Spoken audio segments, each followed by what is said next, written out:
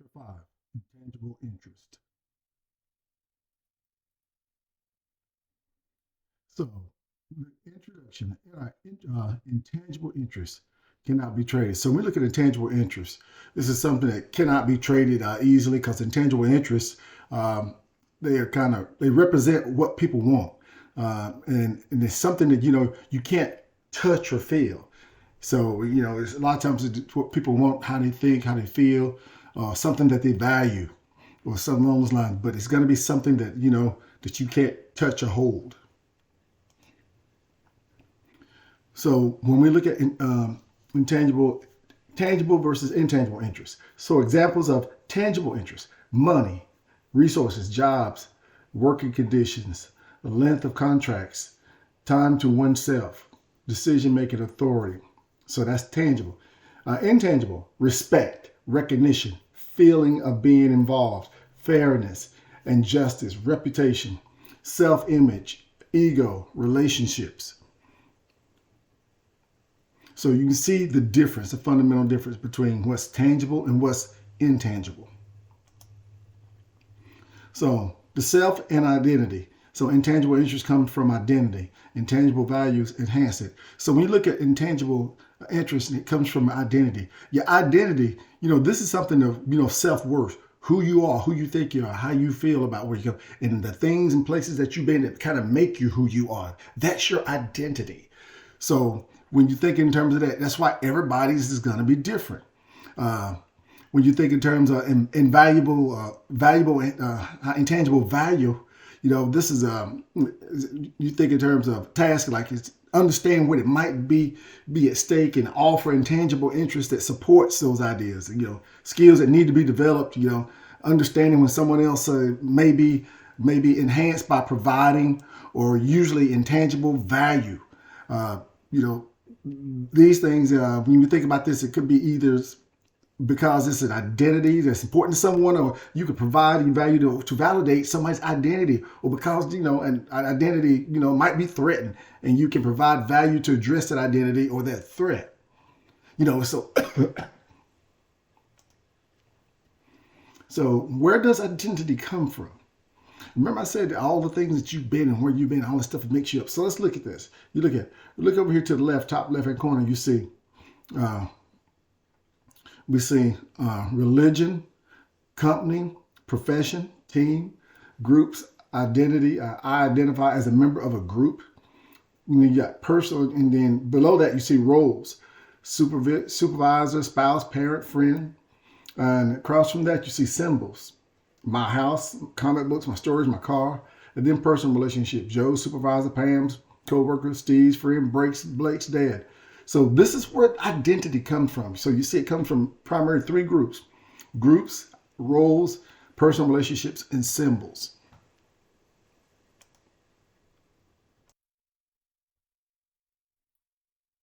So we look at multiple sources of identity. So individuals have multiple identities. Identities can be multifaceted, multi-layered, understanding identity-based interests. So when we look at individuals with multiple identities, they can have multiple identities. They differ in terms, of the importance and how they play and place on any one identity. Identities also differ in terms of the relevance to one another for negotiations. So when you think in terms of that, identities can be multifaceted, multi-layered. It can be multifaceted, multi-layered. Like in that, what seemingly may be easy to identify, to understand, can be much more complicated than what you really thought because it's multifaceted. And understanding identity based on interest. So understanding identity based on interest, let me see. It's the best way to say that. You need to understand that, individuals hold multiple identities. And so, and these identities become relevant depending on the situations and conversations that you have with these people in doing negotiations and talks. And these identities can also be threatened, leading to negative actions. So that's understanding the identity based in interest.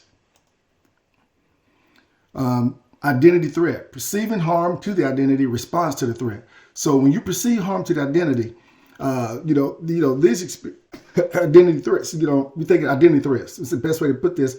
These would kind of be experiences in which individuals perceive harm to the value, meaning, or enactment of their identity, and they perceive a threat that individuals need to see.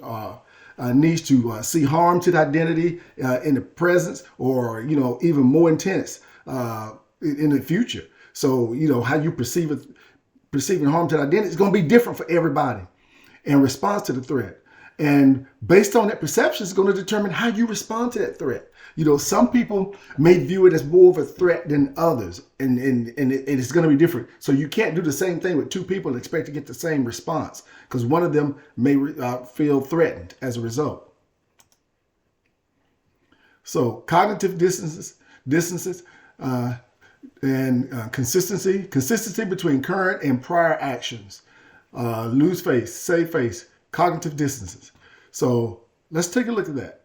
So when we think about that, individuals like with cognitive distances, between the current and their prior actions. So in this case, you think the prior action is stating a preference for a position or a decision on an issue, saying that like an issue is non-negotiable.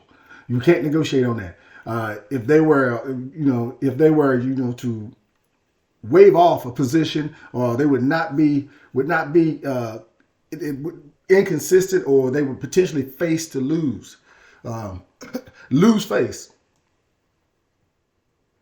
And we know what losing face is. And if we think about losing face, this is it's an intangible interest. It's not just when somebody wants something, but always when they have become psychologically attached to a prior position by publicly stating importance of something.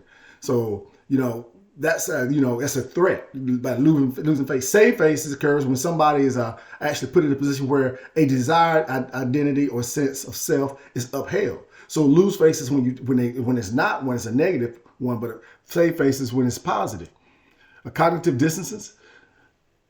So when we think of that one, let's see, best way to describe that is the process by which you might see to align your actions with your thoughts or your cognitions. And your cognitive distances can occur in all types of situations. I'm trying to say example. Maybe an example it would be like gosh, I can't think. Here's one that comes to mind, like the fox and the grapes. This is an example where desires that one desires something, finds it unattainable, and reduces one's own distances by criticizing it. And distances can either take the form of other forms as well, like one desires something or finds it partially attainable that justifies it in order to feel better.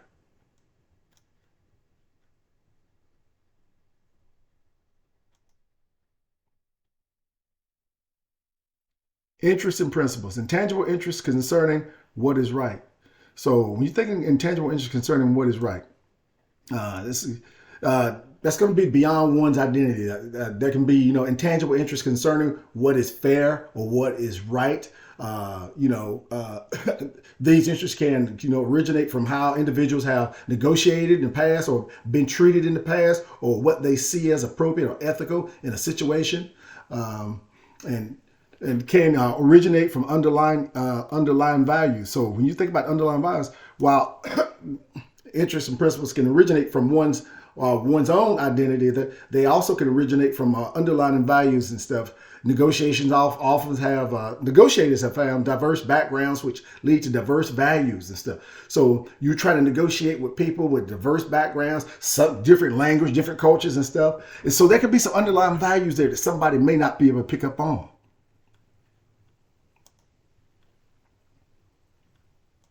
Respect, worth that is owed to everyone. So when you think about this, well, I'll go read the rest of it. May exist without trust, negotiation, context, engage in cooperative behavior. So respect, that's something that you should give everyone regardless of the situation. One of the reasons why is you would want people to give it back to you. Now, you can actually have respect for somebody, but not trust them. And that's not uncommon, where you find situations where you find people that might have respect for somebody, but may not trust them. What makes difficult negotiations a little difficult. Negotiation context, engage in cooperative behavior. Remember, when you're doing negotiations, it's, it should not be an adversarial process, because if it is, I can show you you probably lost before you get started. So you do want to have a cooperative behavior, because you want the other person to have one as well, so that you can actually get something accomplished. Helping others save face. So, and difficulty in reaching agreement. Seek alternatives that do not affect consistency. So, helping others save face. One of the things about it when you're in negotiations, you may help somebody save face in a particular way. Let's say that you're negotiating on 10 points and you help somebody save face on point number 6. Well, you still have 4 more points to negotiate and stuff. Your goal would be is, if I do this for you, hopefully at some point in time you would do it for me. Help them save face. That shows you you're trying to deal in good faith and you're being respectful. You're having difficulty in reaching agreements. I mean, that's expected. But what you don't do is just say yes to an agreement because it's difficult and stuff. You don't just say yes just to say, okay, well, we'll do this, because you don't ultimately get the good deal that you're looking for, and they probably don't either. If they're just saying yes to say, okay, realistically, you don't want a situation where 2 people walking away and both sides are dissatisfied. Seeking alternatives that do not affect consistency. So this is important. So when you seek that, likely to get a favorable response in a negotiation if the other party has the opportunity to consistency with words and actions, and opportunities to go back and forth, where they have opportunity to speak and put things out and stuff. You have opportunities to do stuff as well. But you also want to establish a pattern. And again, this is really looking at kind of like good gamesmanship.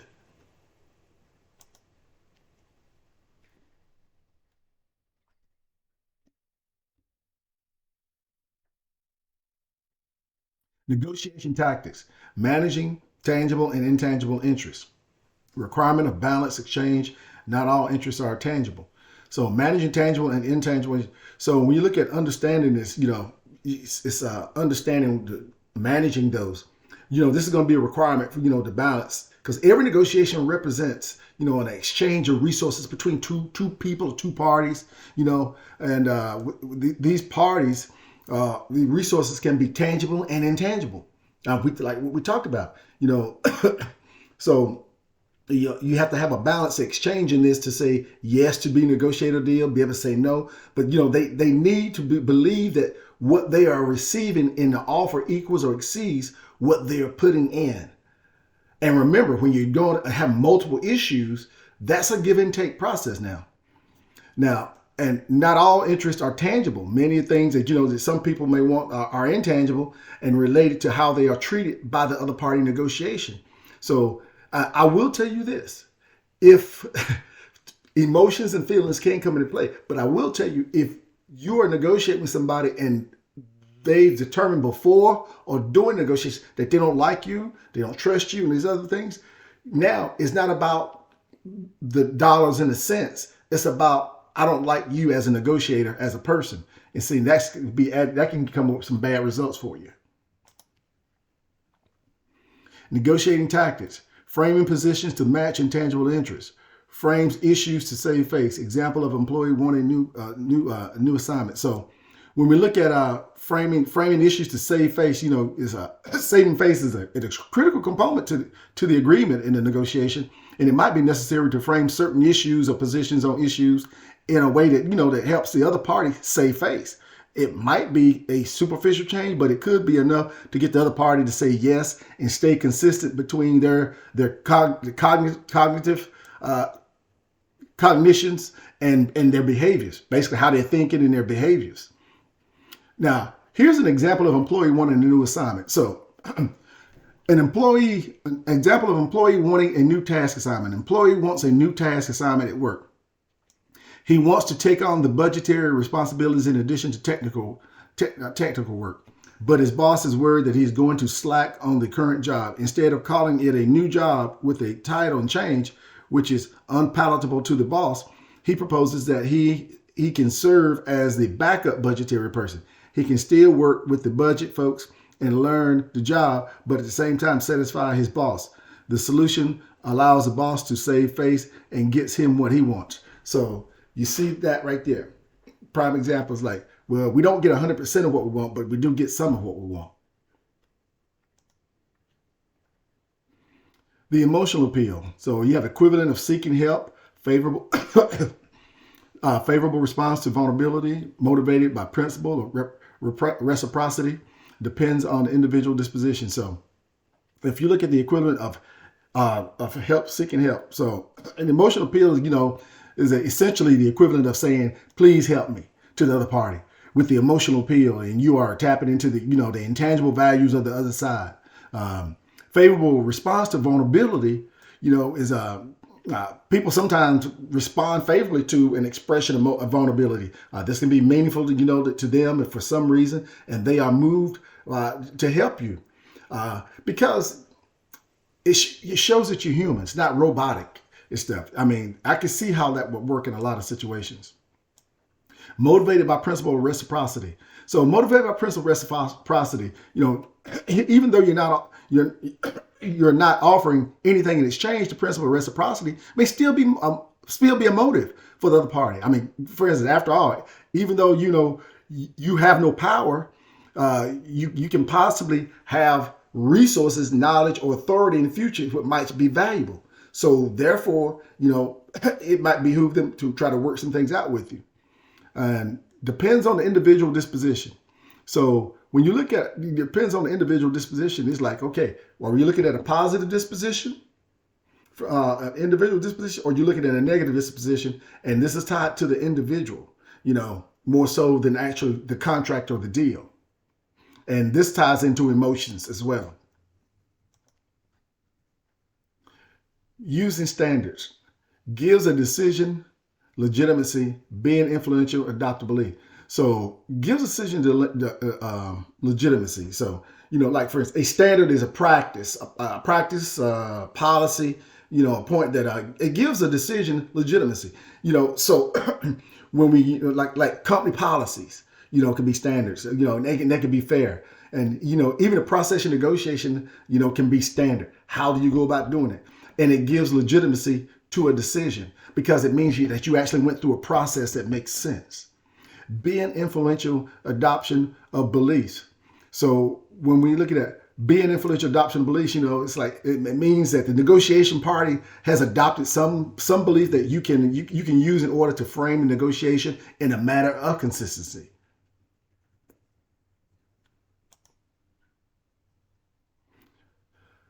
Benefits of leveraging intangible interests. So we look at reciprocity. So this will be like leveraging intangible interests. It helps you to use these various tactics that are open up via the path of reciprocity. For instance, shadow of the future. The shadow of the future is, you don't know what's going to happen in the future, such as whether or you are going to be negotiating with a person again, or if it's the last time you're going to negotiate with them, or is it a course that in your best interest to satisfy the other side, intangible interest, you come up with a positive impression, give a positive impression of you, opportunity cost. I think in terms of, try and truly dig in and try to understand somebody's underlying intangible interest so that the negotiations become more efficient in the future. That's opportunity cost. And ethics, are you dealing, does it show that you have empathy? Are you communicating in a way that negotiates an environment that promotes that, that reflects that there's values and beliefs associated with what you've done and they have not been violated?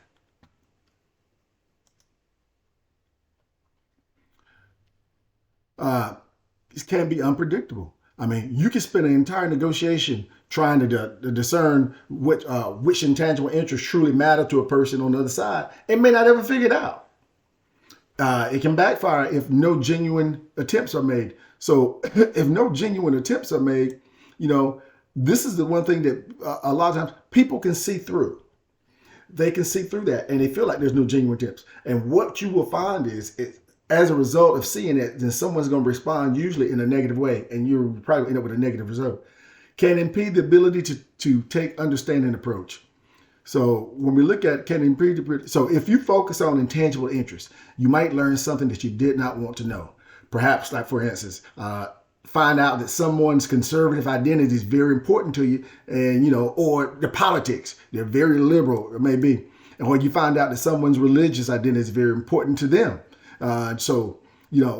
This can't impede stuff, because you understanding this approach to negotiation, because when certain stereotypes are invoked, it can make it more difficult for you to engage with the other side. And for instance, if someone's a staunch conservative, but you realize that somebody else is a staunch liberal, that can impede the ability to actually do what you need to do, because now it's your political beliefs are interfering with the negotiation process. So genuine efforts in finding intangible interests. And so genuine efforts. Now, if you're genuine about finding out about others' intangible interests, it's unlikely that you'll be able to it's unlike you would be what? Engaging in an unethical behavior. You'll be behaving in a way that's most likely effort if it's a genuine attempt. And inadvertent discovery of information. So a genuine attempt to understand other people's intangible interests and trying to step inside their shoes may inadvertently lead to a discovery of information about them that you can take advantage of during a negotiation, as opposed to just understanding them. It can actually put you in a position where you learn something about them and say, you know what, I can use that. But in other words, I wasn't intentionally trying to learn this, but I learned it in the process. Subsequently, I'm going to use it. That concludes this chapter.